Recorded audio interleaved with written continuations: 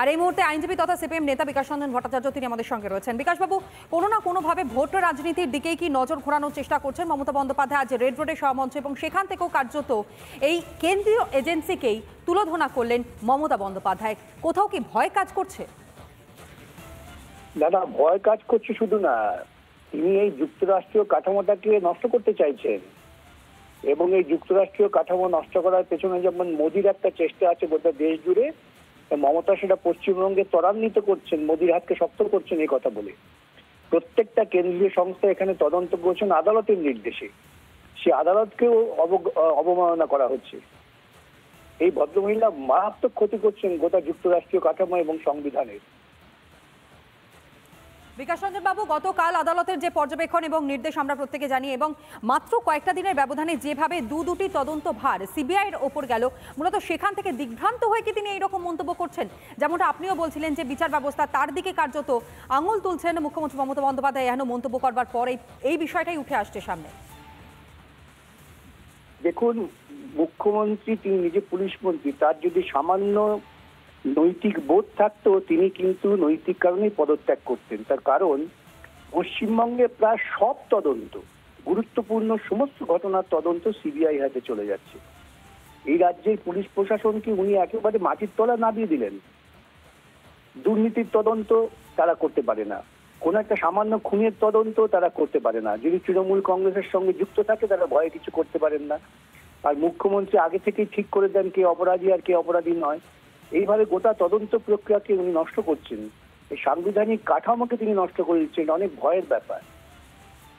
বিকাশ রঞ্জন বাবু, একেবারে শেষ প্রশ্ন আপনার কাছে করতে চাইবো। মমতা বন্দ্যোপাধ্যায় তিনি পুলিশ মন্ত্রী, তিনি প্রশাসনিক প্রধান, সুতরাং রাজ্যের তো একটা নিজস্ব পরিকাঠামো রয়েছে। যদি দুর্নীতির সঙ্গে আপোষ নাই করা হয়, যদি দুর্নীতির বিরুদ্ধে লড়ার বার্তা যেমনটা বারংবার তৃণমূল কংগ্রেস বলেছে যে জিরো টলারেন্সেই তারা বিশ্বাসী, রাজ্যের পুলিশের ওপর যদি মানুষ আস্থা না রাখতে পারে, যদি বাইরে থেকে কেন্দ্রীয় তদন্তকারী আধিকারিকরা তারা আসেন, তাহলে সমস্যাটা কোথায়?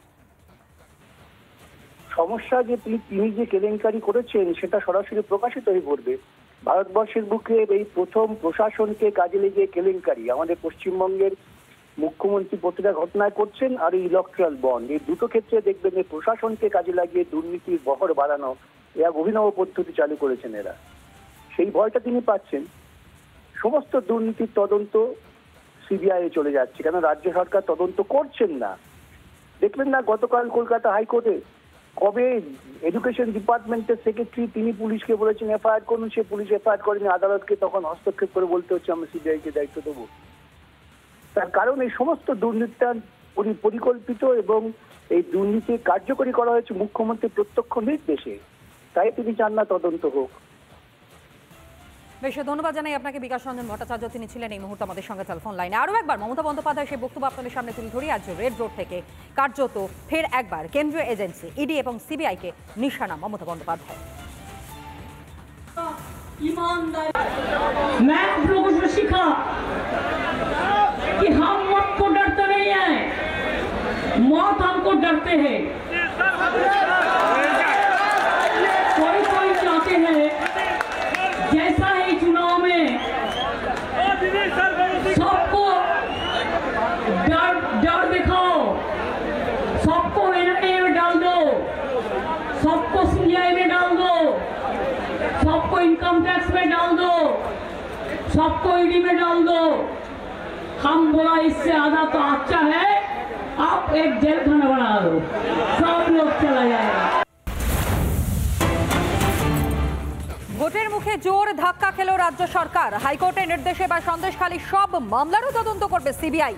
আদালতের তরফে সন্দেশখালী সাধারণ মানুষের অভিযোগ জমা নিতে একটি পোর্টাল তৈরির নির্দেশও দেওয়া হয়েছে। জমি দখল থেকে দর্শন এবং চাষের জমিকে ভেড়িতে পরিণত করবার পরিবর্তিত করা সহ সমস্ত অভিযোগের তদন্ত করবে এবার সিবিআই। আদালতের নজরদারিতে তদন্ত চলবে। সন্দেশখালী স্পর্শকাতর এলাকা চিহ্নিত করে রাস্তায় সিসি ক্যামেরা থেকে আরম্ভ করে এলইডি আলো বসাতে বলেছে আদালত, এমনটাই নির্দেশ, এবং আগামী 15 দিনের মধ্যে রাজ্যকে তার খরচ দিতে হবে বলেও নির্দেশ কলকাতা হাইকোর্টে। অন্যদিকে গতকাল আপনারা জানেন কেন্দ্রীয় স্বরাষ্ট্রমন্ত্রী অমিত শাহ তিনি ভোট প্রচারে এসেছেন এবং ভোট প্রচারে এসে কার্যত তুলে ধরা রাজ্য প্রশাসনকে, রাজ্য সরকারকে। ভোট প্রচারে এসে অমিত শাহ মহিলাদের ওপর যে নির্মম অত্যাচার হয়েছে তা নিয়ে সরব হয়েছেন। কেন গুন্ডাদের প্রশ্রয় দেওয়া হচ্ছে, তৃণমূল সরকার এবং রাজ্যের মুখ্যমন্ত্রীকে চাঁচাছোলা ভাষায় সমালোচনা কেন্দ্রীয় স্বরাষ্ট্রমন্ত্রী অমিত শাহ। শুনুন। संदेश खाली जैसी शर्मनाक घटना में भी आप पॉलिटिक्स कर रही हो।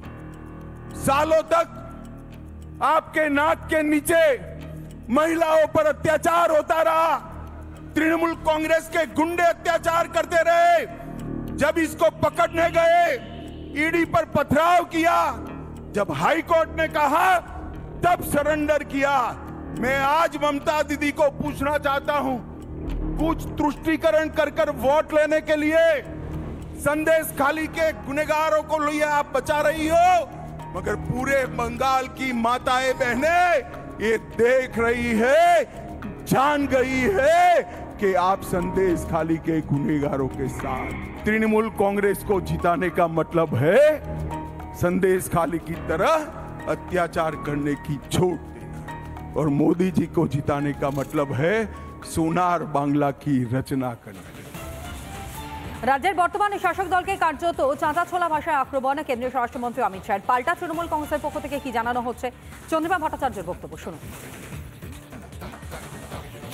প্রথম গ্রেপ্তার করেছে কে? গ্রেপ্তার করেছে তো এই রাজ্যের পুলিশ। তারপরে মাননীয় আদালত নানা রকমের রায় দিচ্ছেন। ইডির কাছে ইতিমধ্যেই ছিল, তার সঙ্গে সংযুক্ত হলো সিবিআই।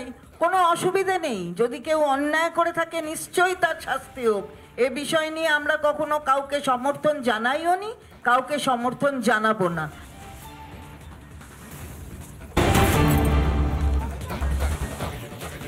অন্যদিকে ফের শাহজাহানকে প্রশ্ন রিপাবলিকের। সন্দেশখালী সব মামলায় সিবিআই তদন্ত হলে খুব ভালো হবে। রিপাবলিকের প্রশ্নের উত্তর দিতে শোনা গিয়েছে শাহজাহানকে। সবটাই ভালো হবে, সবটাই ভালো হবে। জমি দখল নিয়ে সিবিআই তদন্তের নির্দেশ হাইকোর্টের। আস্থা আছে সিবিআই তদন্ত করবে। জমি দখলের যে অভিযোগ সিবিআই তদন্ত হলে খুব ভালো হবে।